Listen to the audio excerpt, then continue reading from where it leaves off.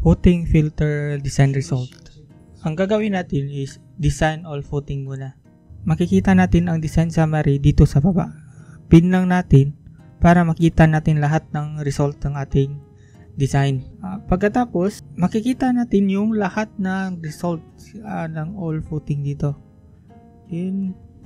Para ma-filter natin, right click, then filter result. Dito tayo mag-right click sa table. Then, makikita natin na may 4 na choices. Itong filter none or receipt, filter by size, filter by assign, and filter by group. Sa filter by size, click natin to.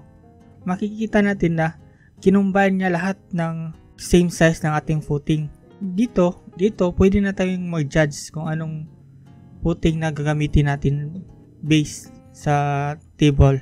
Para ma-determine natin kung anong mga footing na pareha, para ma-highlight to, click natin ang row, right click, then highlight selected.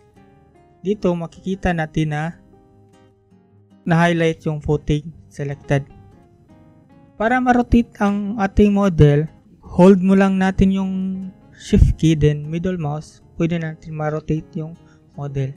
Click natin, highlight selected, dito makikita. Para maging klaro yung selected footing natin, pwede natin punta tayo sa level ng footing. Dito sa 0.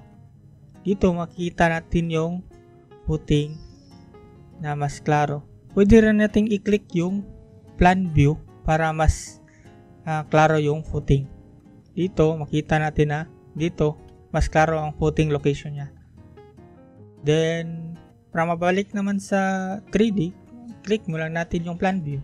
Check natin yung mga location ng footing. 1.8 by 1.8, click natin kung saan highlighted dito. Itong 4.